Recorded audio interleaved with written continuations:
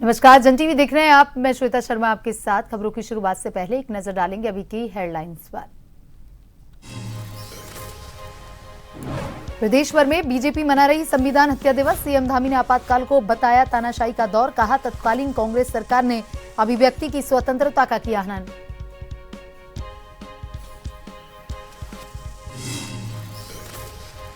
हरिद्वार में निर्जला एकादशी पर भीड़। भारी संख्या में श्रद्धालुओं ने किया गंगा स्नान। घाटों पर सुरक्षा के पुख्ता इंतजाम, पुलिस बल तैनात।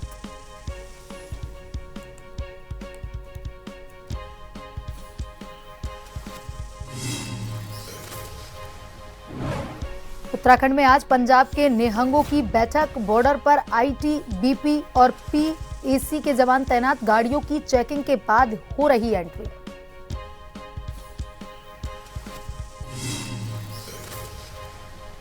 चंपावत में टनकपुर की शारदा नदी में बहे 2 युवक। एसडीआरएफ एनडीआरएफ का सर्च ऑपरेशन जारी। कई घंटे बाद भी नहीं लगा सुराग।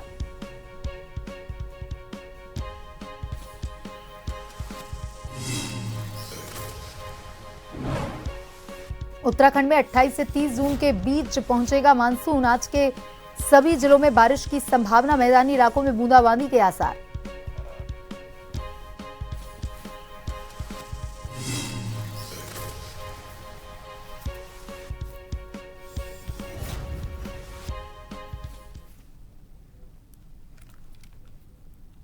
और अब खबरें विस्तार से। सीएम धामी ने सोशल मीडिया पर पोस्ट में लिखा कि आज ही के दिन वर्ष 1975 में सत्ता के अहंकार में डूबी तत्कालीन कांग्रेस सरकार ने देश पर आपातकाल थोपकर भारतीय लोकतंत्र के इतिहास का एक काला अध्याय लिख दिया था। इस दौरान अभिव्यक्ति की स्वतंत्रता का हनन किया गया। प्रेस की आवाज को दबाया गया। लाखों नागरिकों और राजनीतिक कार्यकर्ताओं को बिना सुनवाई के जेलों में बंद किया गया और संविधान द्वारा प्रदत्त या मौलिक अधिकारों को गंभीर रूप से सीमित कर दिया गया। आपातकाल केवल एक राजनीतिक निर्णय नहीं था, बल्कि लोकतांत्रिक मूल्यों और संवैधानिक मर्यादाओं पर किया गया एक गहरा प्रहार था। ऐसी विपरीत परिस्थितियों में भी अत्याचार का डटकर विरोध करने वाले सभी लोकतंत्र के प्रहरियों को नमन, जिनके अदम्य साहस के कारण भारत आज भी एक जीवंत लोकतंत्र है।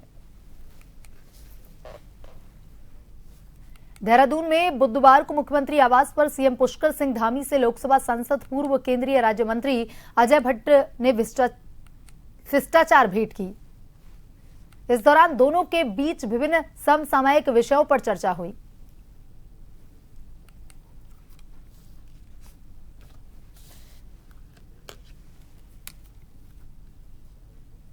उत्तराखंड से पहली बार हिमालयन ट्राउड मछली का सफल अंतर्राष्ट्रीय निर्यात। मत्स्य विकास विभाग आज करेगा बड़ी उपलब्धि का औपचारिक ऐलान।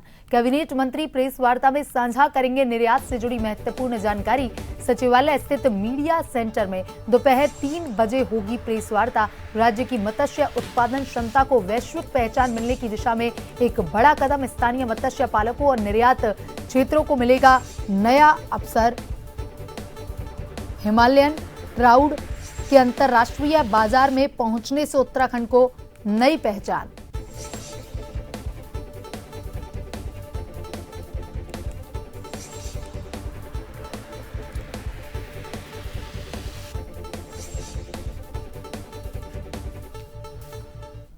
और इसी खबर पर ज्यादा जानकारी के साथ bureau chief S N Pant phone line पर जुड़ चुके हैं। एसएन पंत, राज्य की मत्स्य उत्पादन क्षमता को वैश्विक पहचान मिलने की दिशा में एक बड़ा कदम उठाया गया है। स्थानीय मत्स्य पालकों और निर्यात क्षेत्र को नया अवसर मिलने जा रहा है, क्या कुछ अपडेट?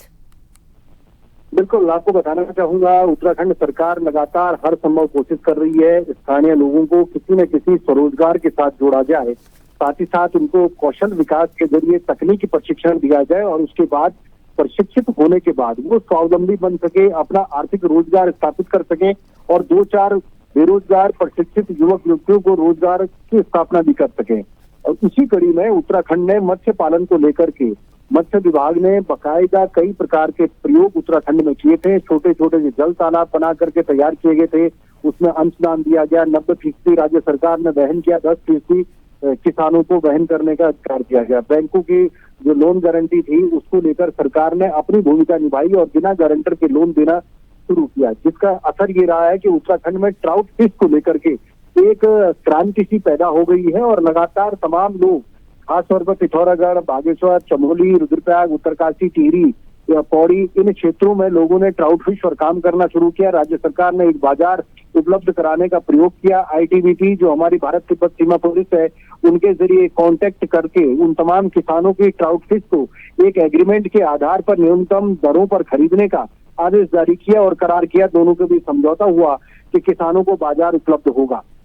अब सिर्फ बाजार उपलब्ध हिंदुस्तान में नहीं, राज्य में नहीं, बल्कि अब देश और दुनिया में अपनी एक अलग पहचान ट्राउट फिश के नाम से जानी जाती है। तो उत्तराखंड की जो ट्राउट फिश होगी वो अब बड़े जो कंट्रियां हैं जहां पर उनकी डिमांड ज्यादा है, वहां पर निर्यात करने को लेकर के अब एक बड़ा कदम आगे बढ़ाया गया। उसको लेकर 3 बजे आज शाम को राज्य सचिवालय मीडिया सेंटर में प्रेस कॉन्फ्रेंस की जा रही है, जिसमें हिमालयन ट्राउट के अंतर्राष्ट्रीय बाजार में पहुंचने से उत्तराखंड को एक नई पहचान किस रूप में मिलेगी, किस तरीके से मार्केट उत्तराखंड के युवाओं को या फिर उत्तराखंड के किसानों को, मछली पालकों को, ट्राउट फिश में कारोबार करने वालों के लिए एक बूम मार्केट तैयार हो सकता है। कैबिनेट मंत्री आज इस प्रेस कॉन्फ्रेंस को करेंगे और इसका मकसद होगा कि उत्तराखंड में ट्राउट फिश का उत्पादन करने वाले तमाम किसान, तमाम मछली पालक अब उन तकनीक पर ध्यान देंगे, उन चीजों पर ध्यान देंगे जिससे अंतर्राष्ट्रीय बाजारों में उनको एक अच्छा मुनाफा या अच्छा ट्राउट फिश का एक दर मिल सके, एक रेट मिल सके। उसके लिए सरकार क्या व्यवस्थाएं बीच का रास्ता निकालते हुए कर रही है, किसान कैसे इंटरनेशनल मार्केट में ट्राउट फिश को बेच पाएंगे, कौन सी एजेंसी बीच में हायर होगी, किस तरीके से उसको निर्यात करने के लिए अनुबंध किए जाएंगे, उसको लेकर पूरा फोकस किया जाएगा। तो इसी कड़ी में आज 3 बजे बड़ी प्रेस कॉन्फ्रेंस आज कैबिनेट मंत्री की होने वाली है, जो ट्राउट फिश करने वाले या ट्राउट फिश का कारोबार या उत्पादन करने वाले किसानों के लिए बहुत बड़ी खबर हो सकती है। जी एसएन पंत, तमाम जानकारी के लिए धन्यवाद। और वहीं राज्य युवा कल्याण सलाहकार परिषद उपाध्यक्ष कुंदन लटवाल के पहली बार मछोड़ पहुंचने भाजपा कार्यकर्ता और पदाधिकारियों ने फूल माला गुलदस्ता भेंटकर किया जोरदार स्वागत। सल्ट विकास खंड के मछोड़ में भाजपा कार्यकर्ता पदाधिकारियों बीएलओ के साथ एसआईआर अभियान को लेकर बैठक ली। बैठक में उन्होंने मछोड़ के कार्य की सराहना की। उन्होंने कहा भाजपा मछोड़ मंडल अध्यक्ष के नेतृत्व में मंडल संगठन कार्य आगे चल रहा है। देखिए, राज्य मंत्री बनने के बाद सरकार के आदेश के बाद संगठन का निर्देश हुआ कि आपको रानीखेत विधानसभा और सल्ट विधानसभा के अंतर्गत में जो हमारा एसआईआर का काम है उसको लेकर के आपको प्रवास करना है। तो कल पूरे दिन भर में हमने 4 बैठकें अपने जो 36 शक्ति केंद्र हैं रानीखेत विधानसभा के उसमें किए हैं और आज हमारे जो 30 शक्ति केंद्र हमारे यहाँ हैं सल्ट विधानसभा में, इनको लेकर के बैठक है। और इस बैठक के क्रम में हम सबसे पहले जो आज अभी आए हैं, हम इस मछोड़ मंडल में आए हैं जिसमें हमारे 5 शक्ति केंद्र हैं और 21 बूथ हैं। हम प्रत्येक बूथ के अध्यक्ष के साथ और हमारे BLA 2 के साथ हमारे शक्ति केंद्र का जो संयोजक है, प्रभारी है, पूरे तरीके से अपने बूथ के अपने क्षेत्र में पूर्ण रूप से मुस्तैद है। और जो हमारे सल्ट के 143 बूथ हैं, उन 143 बूथों में एसआईआर के काम को लेकर के हमने गहन चिंतन किया है। लक्सर की राजनीति में एक नया मोड़ सामने आया है। लक्सर प्रेस क्लब के अध्यक्ष और वरिष्ठ पत्रकार प्रवीण सैनी ने आगामी 2027 विधानसभा चुनाव लड़ने की औपचारिक घोषणा कर दी है। प्रेस वार्ता के दौरान उन्होंने क्षेत्र की जनता के बीच रहकर विकास और जनहित के मुद्दों को प्राथमिकता देने का दावा किया।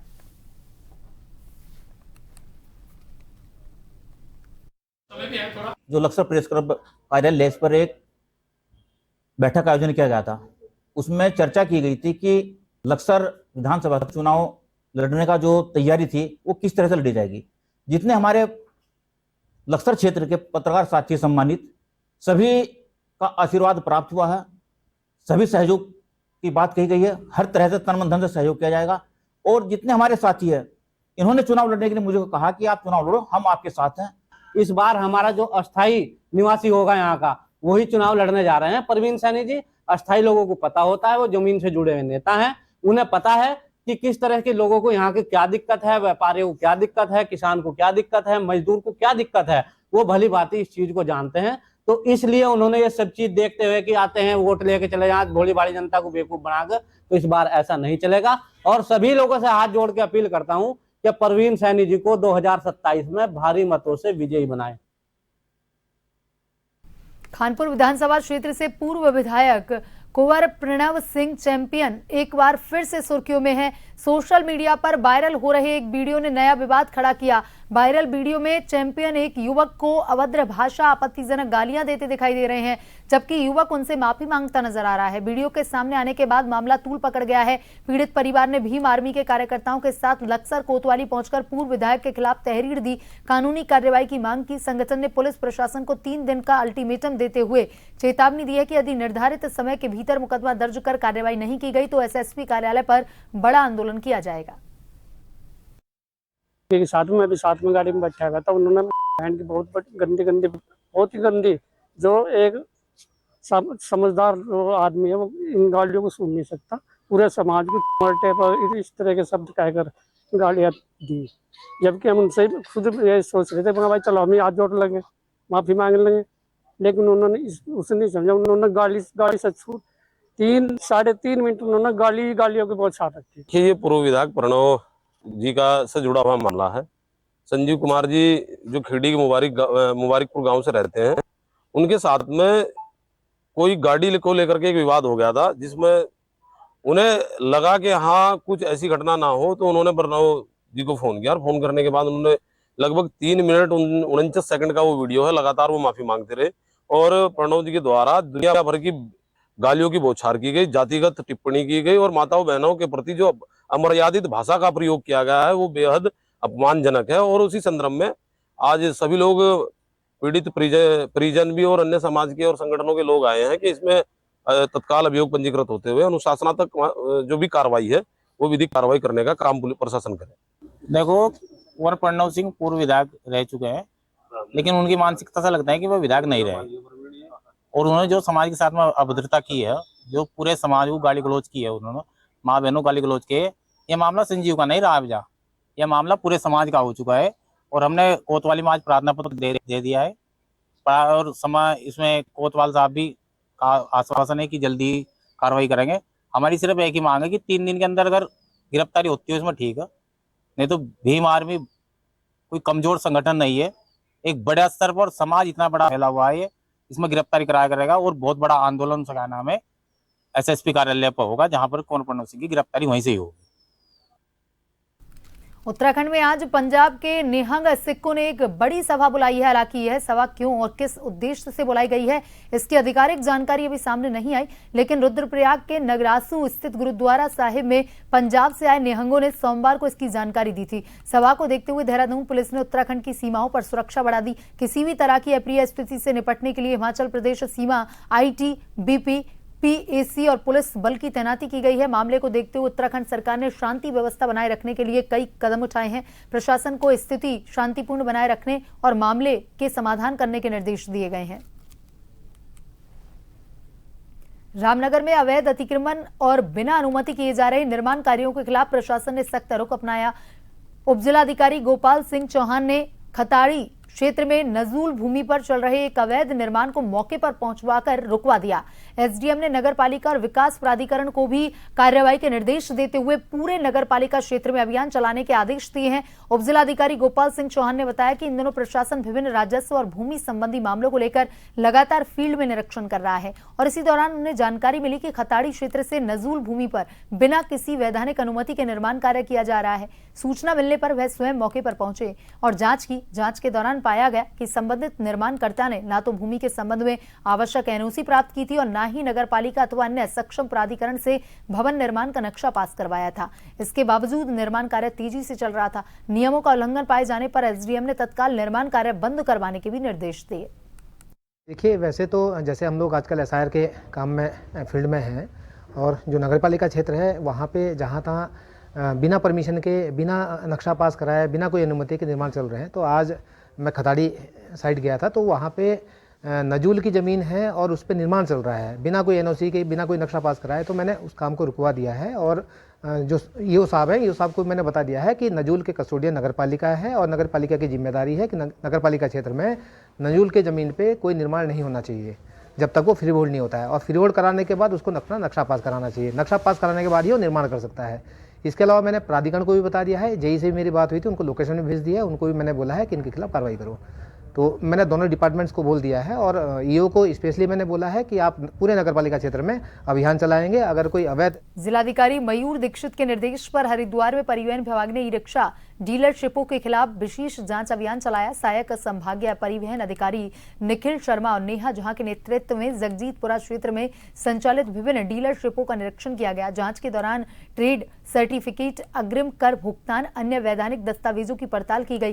निरीक्षण में गंभीर अनियमितताएं मिलने पर 3 ई रिक्शा डीलरशिपों को तत्काल सील कर दिया गया। वहीं 4 अन्य प्रतिष्ठान बंद मिले और उनके संचालकों के खिलाफ नोटिस जारी कर शटरों पर चस्पा किए गए। विभाग ने निर्धारित समय में स्पष्टीकरण प्रस्तुत करने के निर्देश दिए हैं। आपको बता दें, परिवहन विभाग ने साफ किया है कि बिना वैध ट्रेड सर्टिफिकेट और कर भुगतान के वाहन व्यवसाय संचालित करना नियमों का उल्लंघन है।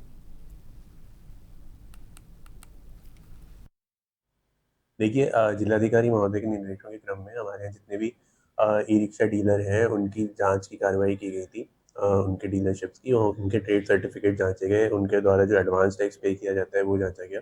उनके यहाँ पे सेफ्टी मेजर्स लगे हुए हैं या नहीं लगे हुए हैं ये जांचा गया। इस क्रम में 2 जो ऐसे 3 इनफैक्ट जो डीलरशिप्स थे उनको सील किया गया और 4 डीलरशिप्स ऐसे थे जो कि हमारी कार्रवाई को देखते हुए उन्होंने शटर्स बंद कर दिए थे। तो उनके शटर्स पे जो है वो नोटिस चस्पा किया गया कि वो अपना जो एडवांस टैक्स है और जितनी भी उनको फॉर्मेलिटीज करनी है उसको पूरा कर लें, अन्यथा वो जो ई रिक्शा की खरीद फरोख्त है वो नहीं कर पाएंगे। चंपावत जिले के तहसील पूर्णागिरी क्षेत्र अंतर्गत बूम रेंज में शारदा नदी में बह गए 2 युवकों की तलाश के लिए बचाव अभियान जारी है। जिला प्रशासन के निर्देशन में police, SDRF, NDRF, SSB intelligence एवं अन्य संबंधित एजेंसियों द्वारा संयुक्त रूप से सर्च ऑपरेशन संचालित किया जा रहा है। 22 जून को टनकपुर के बूम रेंज क्षेत्र में 2 युवकों के शारदा नदी में बह जाने की सूचना मिलते ही जिला प्रशासन द्वारा तत्काल राजस्व विभाग, पुलिस विभाग, फायर सर्विस, चिकित्सा विभाग तथा एसडीआरएफ को आवश्यक कार्यवाही हेतु निर्देशित किया गया। दोनों युवकों की तलाश के लिए अभियान लगातार जारी है। फिलहाल दोनों बहे युवकों का कोई सुराग नहीं लग पाया। हरिद्वार में ज्येष्ठ शुक्ला पक्ष की पावन निर्जला एकादशी पर आस्था का सैलाब उमड़ पड़ा। सुबह से अब तक 1 लाख से अधिक श्रद्धालु गंगा स्नान कर चुके हैं। देश के विभिन्न राज्यों से पहुंचे श्रद्धालु ने हर की पौड़ी समेत विभिन्न घाटों पर मां गंगा में आस्था की डुबकी लगाई। भगवान विष्णु की पूजा अर्चना की, दान पुण्य किया और पितरों के निमित्त तर्पण भी किया। श्रद्धालु ने गंगा स्नान कर भगवान विष्णु का पूजन किया और तुलसी जल अर्पित कर व्रत का संकल्प लिया। वहीं निर्जला एकादशी स्नान पर्व को लेकर जिला प्रशासन और पुलिस प्रशासन पूरी तरह सतर्क नजर आया। श्रद्धालुओं की भारी भीड़ को देखते हुए हर की पौड़ी, वीआईपी घाट और प्रमुख स्नान स्थलों पर अतिरिक्त पुलिस बल तैनात किया गया। महत्वपूर्ण दिन है, निर्जला एकादशी है। जो पूरे साल एकादशी नहीं रख सकता वो आज की एकादशी रख ले, उसको पूरे साल का फल मिलेगा। और पूरे मेला को 4 सुपर जोन, 12 जोन और 30 सेक्टरों में विभक्त किया गया है। पर्याप्त फोर्स लगा है। सुबह से ही जो है श्रद्धालु स्नान कर रहे हैं और इसमें हमारी पुलिस की चाक चौबंद व्यवस्था है। अपना हमारी बीडीएस चेक कर रही है, पैरामिलिट्री फोर्सेज लगी हैं, हमारी एटीएस लगी है, क्यूआरटी लगी है, लोकल पुलिस लगी है। नहीं रही है, कुछ लोग श्रद्धालु स्नान करके वापस जा रहे हैं तो भीड़ अभी आने की संभावना है, लेकिन कई लोग सुबह घाटों पर स्नान करके अपना जा चुके हैं। निर्जला एकादशी स्नान पर्व के मद्देनजर हरिद्वार पुलिस ने विशेष यातायात व्यवस्था लागू की। श्रद्धालुओं की सुविधा यातायात को सुचारू बनाए रखने के लिए शहर में विभिन्न मार्गों पर डायवर्जन और पार्किंग व्यवस्था निर्धारित की गई। वहीं एसपी ट्रैफिक निशा यादव ने बताया कि निर्जला एकादशी स्नान के संबंध में पुलिस द्वारा ट्रैफिक प्लान निर्गत कर लिया गया है। इसके साथ ही शहर में जो भारी वाहन है उनकी एंट्री रात से ही प्रतिबंधित रहेगी। डायवर्जन प्लान भी तैयार कर लिया गया है। पार्किंग व्यवस्थाओं को सुचारू रूप से चलाने के लिए प्लान रखा गया है। चौक चौराहे पर भी व्यवस्था चाक चौबंद रखी गई है। रुड़की के पीरान कलियर से देश में भाईचारा और आपसी सौहार्द का बड़ा संदेश सामने आया है। जमीयत उलेमा-ए हिंद के राष्ट्रीय अध्यक्ष मौलाना सैयद अरशद मदनी ने प्रदेश कार्यकारिणी की बैठक में लोगों से प्यार, मोहब्बत, इंसानियत को अपनाने की अपील की है। उन्होंने कहा कि मजबूत समाज और मजबूत राष्ट्र का निर्माण केवल एकता और प्रेम के रास्ते से ही संभव है। पीरान कलियर में आयोजित जमीयत उलेमा-ए हिंद कि प्रदेश कार्यकारिणी बैठक में हजारों की संख्या में मुस्लिम समुदाय के लोग शामिल हुए। बैठक को संबोधित करते हुए राष्ट्रीय अध्यक्ष मौलाना सैयद अरशद मदनी ने कहा कि जमीयत का इतिहास हमेशा देश सेवा, इंसानियत, सामाजिक सद्भाव के लिए समर्पित रहा। उन्होंने कहा कि जरूरतमंदों की मदद करना, समाज के कमजोर वर्गों के साथ खड़ा होना हर इंसान की जिम्मेदारी है। मौलाना मदनी ने नबी ए पाक की शिक्षाओं का उल्लेख करते हुए कहा कि पड़ोसी चाहे किसी भी धर्म या समुदाय का हो, उसके साथ अच्छा व्यवहार करना और उसके अधिकारों का सम्मान करना जरूरी है। प्यार और मोहब्बत के बगैर मुल्क नहीं चलेगा। मैं मुसलमान से कहता हूं, अगर मेरी आवाज किसी मेरे भाई हिंदू तक पहुंच रही है, मैं उससे कहता हूं, अपने मुल्क से अगर मोहब्बत है तो नफरत की सियासत पर थूक करके मोहब्बत, प्यार की सियासत को जिंदा करो। खेत में रहते हो तब, गांव में रहते हो तब, कस्बे में रहते हो तब, शहर में रहते हो तब, बाजार में हो तब, घरों में हो तब। मैं मुसलमान से खास तौर पर कहता हूं, हर हिंदू के साथ, हर सिख के साथ, हर जैनी के साथ, हर दलित के साथ प्यार और मोहब्बत का मामला करो, तब तुम मुल्क के वफादार हो।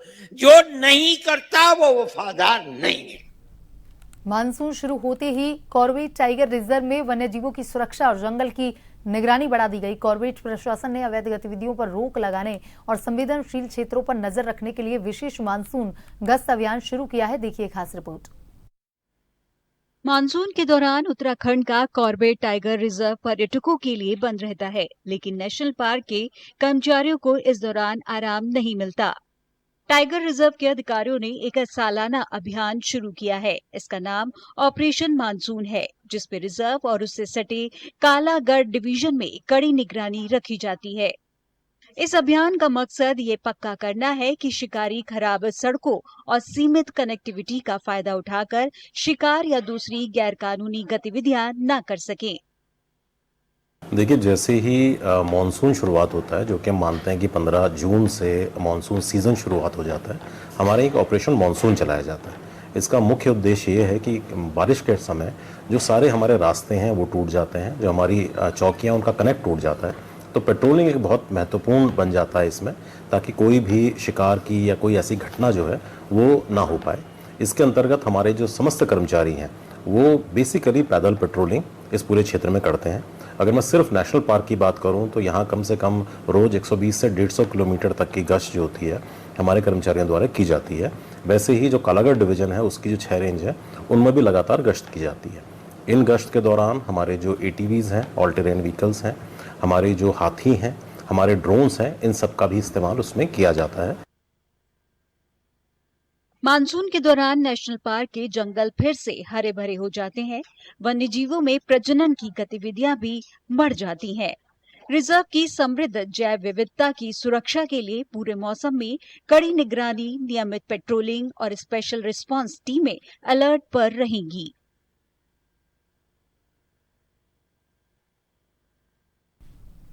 बुलेटिन में अभी तक के लिए इतना ही। बने रहिए जन टीवी के साथ। नमस्कार।